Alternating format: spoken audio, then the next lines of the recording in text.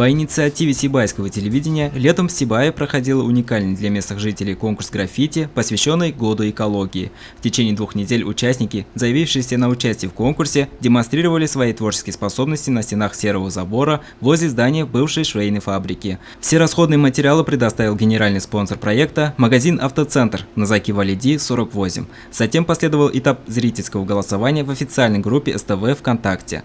Подписчики большинством голосов определили фаворитов конкурса. Конечно, хотелось бы поприветствовать наших участников конкурса «Эко-граффити», который проходил летом в течение 2 недель.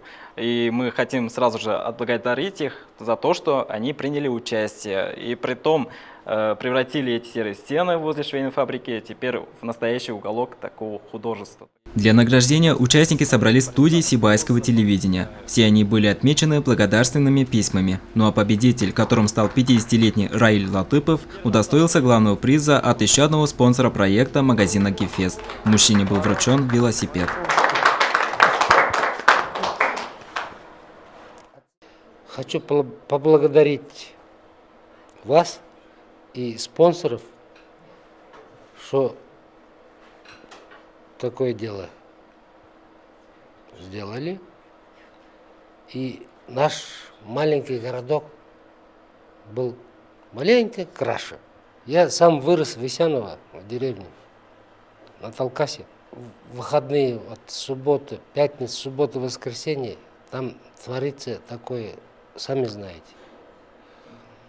Поэтому я хотел, чтобы вот этого не повторялось. Организаторы конкурса в лице Сибайского телевидения отметили, что подобный конкурс был организован в Сибае впервые. С учетом опыта нынешнего года есть в плане запустить подобный проект и в следующем году. Я думаю, что прошел первый конкурс, получился он, скажем так, на уровне 4 с плюсом, но я думаю, что следующий год, когда он станет уже традиционным конкурсом, мы проведем уже, наверное, на более высоком уровне, с большим количеством призов, с большим количеством участников.